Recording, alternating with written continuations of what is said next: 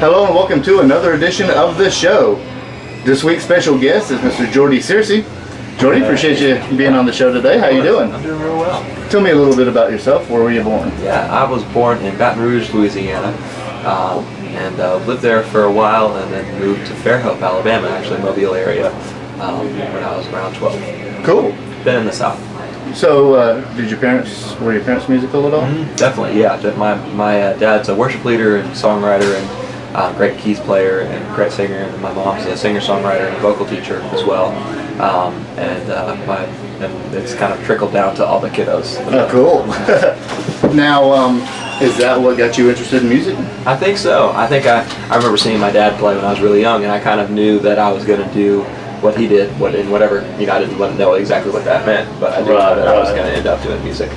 So at what point were you like coming along and you're just like, I want to do this? Was it, like magic number 10 years old, right. I want to play the guitar? I remember being 9 and discovering Beatles records, that's as a lot of people have done, and just really being most excited about that as far as things that I did. As you do as a kid, I was most excited about playing along with Beatles records, and so I wanted to be a session player for a lot of years until I was about 18, and I realized that I would be in the studio practicing and stuff, but I would also be making just kind of homemade records on my own. For years, I made a bunch of records and songs that way, and so I kind of realized, this is, I do this a whole lot, and I think, growing up with great music around and being played and playing with great musicians that were in my family kind of tailored me to be a singer-songwriter. Gotcha. Now, what do you write about? I write about everything. I write about things I see in the world. I think I grew up writing like a lot of love songs because as a singer-songwriter, if that's what you take in, a lot of times that's just kind of what comes out. Until about a year and a half ago when I had like a realization, I can really write about anything I want. So which was really freeing and great. And so now I'll write about people, I'll write about a story or a situation or a relationship, or a made-up character, or I'll put myself into a character. I love the way that Randy Newman writes. He's a really great songwriter. And so from about anything from any perspective. I really like lyrics and melodies together. Tell me a little bit about how your music has evolved since you first started writing to now. Yeah, I think that the biggest thing that I've learned is the difference between making something good and making something that sounds like something good.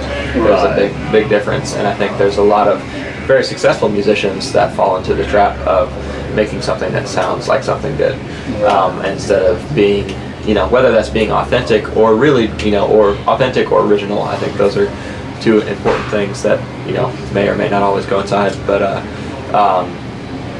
yeah, just trying to create something fresh without the pressures of what you should do. Right. So learn to do that. And there's definitely plenty of pressure to tell you what you should do, especially in the industry. Right, for sure. As opposed to, a lot of people say that the industry is not true music and that it's in the indie, and all that. Tell me a little bit about your education as far as like learning the guitar. Did you take voice lessons, things like that? Yeah, my mom's a really great voice teacher, so I've learned and still learn all the time. I trade guitar lessons and for a voice lesson for her every week, so that's really good. And so listening to good records, I had a couple of great teachers. One guy named Blind Dog Mike, who's a blind, he's legally blind. He can see pretty well, but he can't tell the difference between me and anybody else. But he's a great player, and I learned a lot of acoustic techniques and a lot of singing and playing at the same time techniques from him. And then the guy, another guitar teacher, Anel Maia, who's a Venezuelan dude, really great. One of my good friends and a really great guitar player. And with my dad, who's a great musician as well, and just kind of a bunch of people in the community above me and around me, and friends that I play with now are my biggest influences in education. Cool. Now, how far have you played? You played all around the Southeast? Pretty much. We've played, this year I've been on the road more than I ever have. We'll do probably 150 days by the end of the year, and mostly just in the Southeast, because that's where our friends are and our contacts are, and that's where it kind of makes sense for us to tour right now. And there's so many good people and so many good venues like this where we are right now. We'll be playing later tonight. So. And I want to say Iron Bank Coffee has a phenomenal sound system. It's really good. They really make people sound good in here. Yeah, and the room is great too. It's just a really fantastic spot, and a lot of people go. You know, every time I hear about people playing in Columbus, I hear about the Loft, which is which is the kind of the town great venue. But you know, I feel like some people overlook this spot as a music venue sometimes, but it's really a great room, and I really love playing here, and I'm going to come back here for sure. Very cool. Now, we're going to be flipping to a commercial here in just a second, so Tim, cue that up. And we're going to be talking about some really interesting things that Jordy here has been involved in, and we'll be right back. Check out a song that he did, and we'll be back after this. Come join us every week for Open Mic Thursdays at Fountain City Coffee with your host, Brian Mallard. Registration begins at 6:30.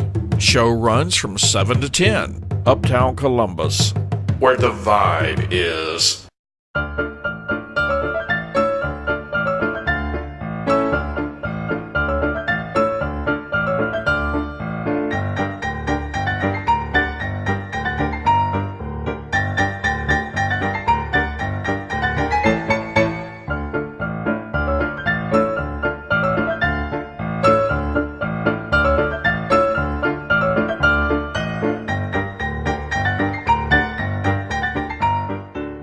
Timeless beauty at the Gypsy Cherub, 3760 Woodruff Road, Columbus, Georgia.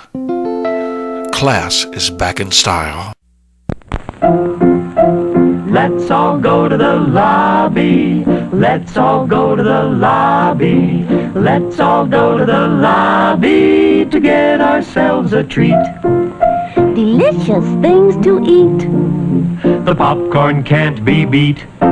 The sparkling drinks are just dandy. The chocolate bars and the candy. So let's all go to the lobby to get ourselves a treat.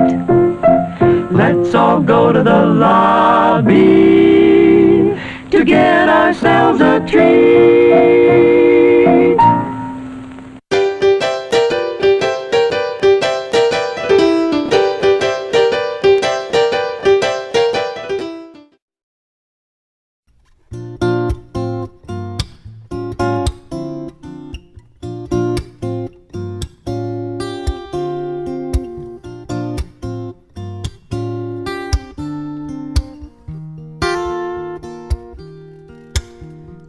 Remember the 21st night of September.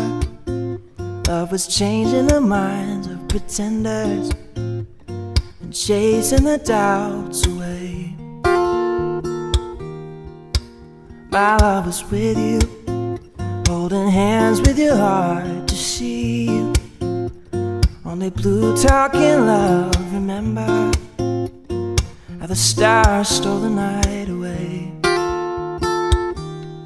As we sang Body Art, say do you remember Body Art, dancing in September, Body Art, never was a cloudy day.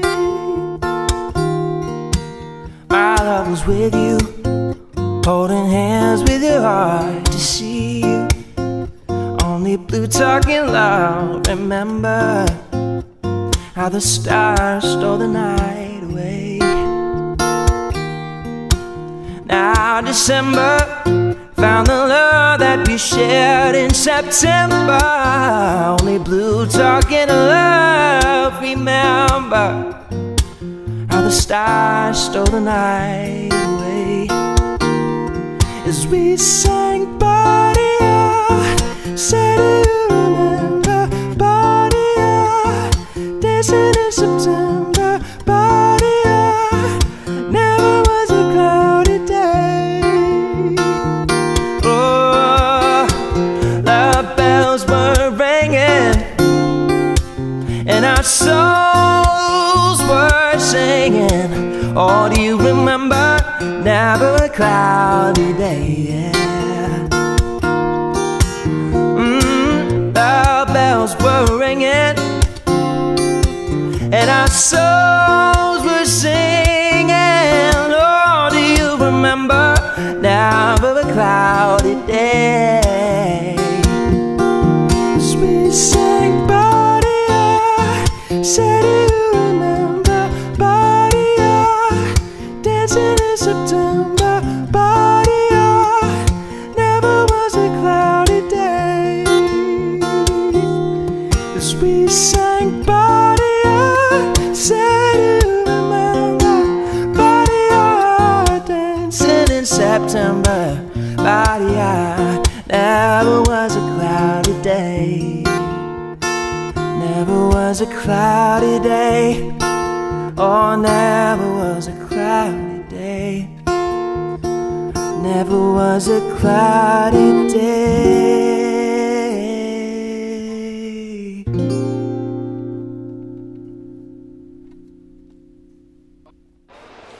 Hello and welcome back to the show. Special guest Show-Jordy Searcy.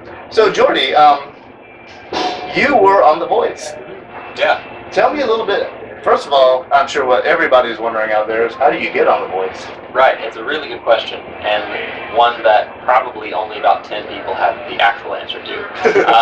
But I was about half the people that are on the show are scouted out from videos online, Right. and the other half are the people that audition. And so maybe a little bit less than half are scouted out, but it's somewhat close. It's a surprising number of people. And so they saw a video of mine online, and I never really considered myself to be much of a singer or ever thought that I would audition for a show like that. Even though I knew it'd be great to get on, but I've always thought, oh, that's not me. I'm more of a player than a singer. Yeah.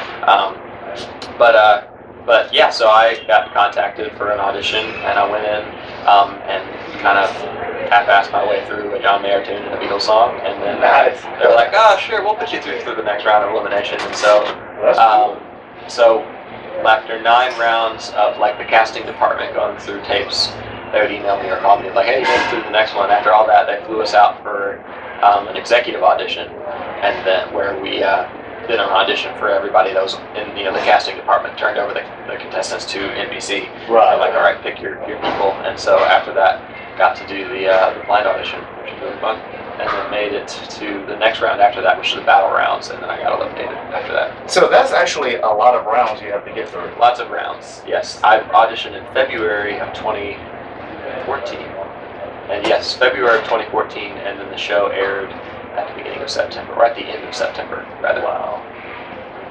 Now, tell me a little bit about the experience of actually being on. Yeah. You were on the stage in front of a lot of people, right? Right. Well, yes and no. On the stage, in front of cameras, which were in front of 15 million people, literally that were watching the show, which was really kind of an incomprehensible number of people.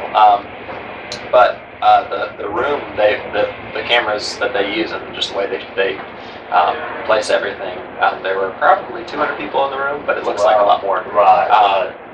Yeah, it was one of my friends put it really, really astutely. It's the realest fake moment of your life. Like, 'cause on one hand, you are, it can very, very much determine the rest of your music career. Or not really determine, but it can make the rest of your music career if used in the right way. And it's a big deal. So many people are going to hear you sing and hear your name and hear your music associated with it and look you up and follow you afterwards. But at the same time, you're singing 90 seconds of a cover song to a bunch of cameras, and four like mystery judges are gonna like push a button if they like it, and it's gonna make a noise and turn around. So it's like, wow, it's kind of fake, kind of real. But it's a really surreal experience. But it was super, super fun to be on the show for sure. Now, were you nervous? I think I was kind of nervous, I guess, but it was such a different experience. I do remember I led worship at my church a Sunday after I got back from the show, because I filled in for my worship leader a few times, and I do distinctly remember being more nervous for that than I was for the show, because it's just such a different, it's just such a different experience. There's really no normal way to process it like a normal performance. So you can't, because it's so unfamiliar, you don't even know how to be scared. Exactly. Yeah, you're just like, what is actually happening? I don't know. I guess I'm just gonna sing a song. All right, and then you do, and if good things happen, that's great. That's awesome. Now, how did you turn out? I got onto Team Pharrell, who's a really, really brilliant producer, and has been for the last 20 years. He's made hits, and so he was really, really awesome working with him, and I got to work with him and Alicia Keys on a song. So I got through the blind auditions and then went to the battle rounds and got into the battle rounds. But still, that's very, very far.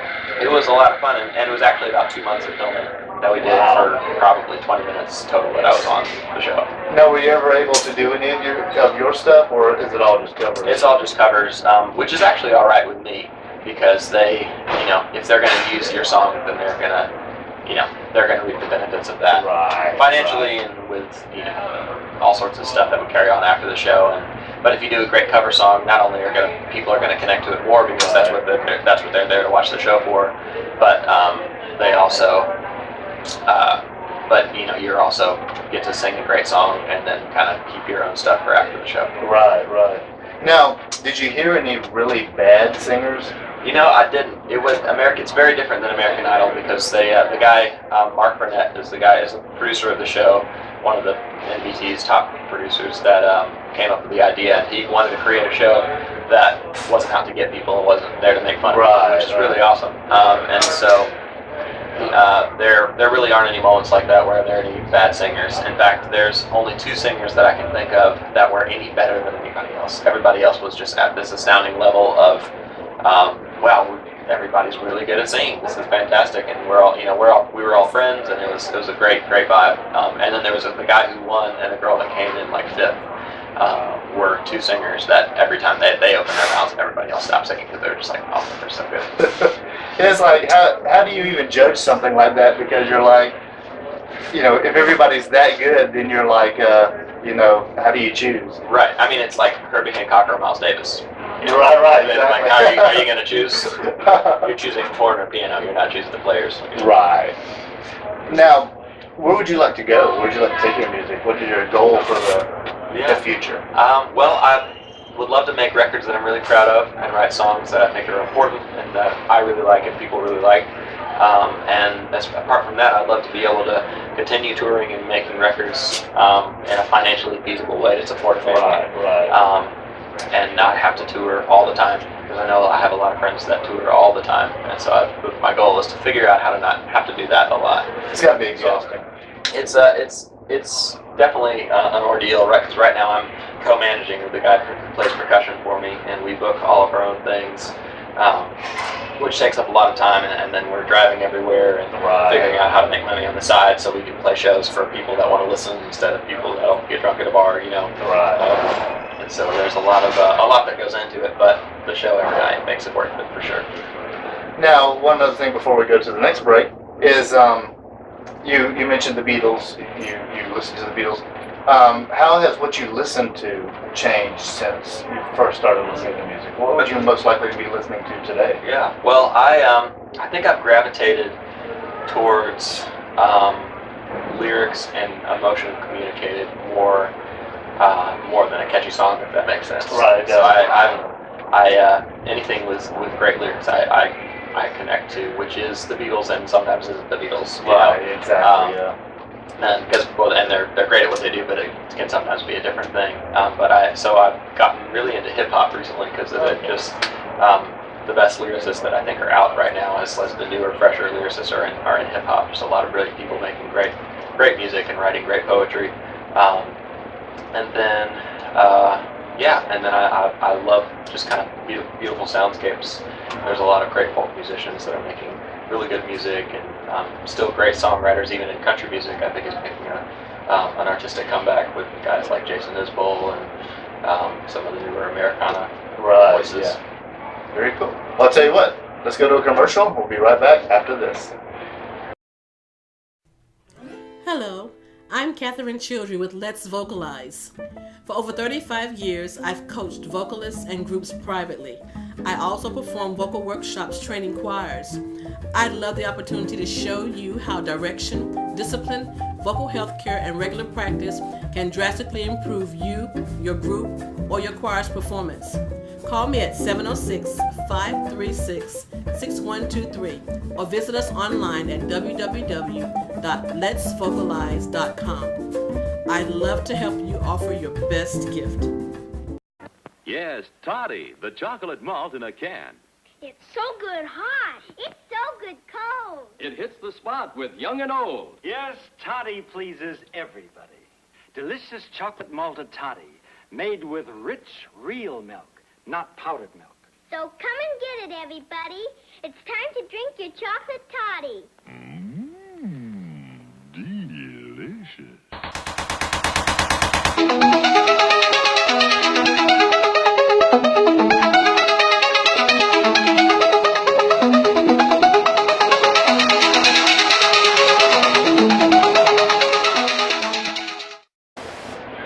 Hello and welcome back to the show. I'm your host Brian Mallard, special guest Show-Jordy Searcy.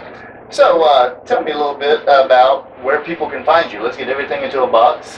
For those of you, people probably already know, but I like to get everything into one neat little filing cabinet so people can say Facebook, Reverb, whatever. Where can they find you? That's right. So I kind of start everything with Instagram, so follow me at Show-Jordy Searcy on Instagram. Cool. And then you can add me as a friend on Facebook or my Facebook page, which will just be Show-Jordy Searcy for both of those. Follow me on Twitter and YouTube. I post a cover video every month on Facebook and YouTube both. So be checking out for those. I like to do some of my favorite songs. I did Earth, Wind and Fire cover of September. Just me and a guitar recently since the month of September, and the James Taylor song before that. And so yeah. And also find me on the road. We tour a good bit, like the second half of every month is what we're doing right now. And so we'll be back in Columbus before too long for sure. So look for them. Now, I ask this of all the guests. What advice would you give to aspiring artists? And you've done some things that a lot of people around here have not gotten to. So you've got some experience. What advice would you give to aspiring artists of any kind? Yeah, definitely. I would say to find out two things. One, find out what's important about what you do, and what you value, whether that's a good piece of art, whether that's making art in a community of people that you care about, whether whether it's turning into a thing where it's beneficial for a lot of people, or whether it's I really want to create something for myself. Find out whatever it is about the art that you're really passionate about that, and then stick with that and let that be the driving force. And I think that's very important for me. And then the second thing I would say is work your butt off at all times. Is just to work as hard as you can at it and figure out what you're good at and what you're not, and what you're not good at, get better at. And the work is very important because there's a lot of people who get in music and they want the parties and all the fun. Right. And a lot of people don't realize you have to work before you do all that stuff. You have to work, and it's the cool performances and everything are like the tip of the iceberg. Yeah. All the practice and all the stuff that people don't see. So definitely that. Well, Jordy, I appreciate you being on the show. Thank you so much. And we're at the Iron Bank, by the way. So they host great music. You should come out and check out. Well, by the time that you see this, Jordy will have already played. But he will be back, and there are other people that come and play here. A lot of great artists come through. A lot of great artists, great sound system, great players, great food. Come check it out. Good coffee. Awesome. I'm your host, Brian Mallard, for the show, Show-Jordy Searcy. Keep track of him because I imagine he's going to be going places. Until next time, rock on.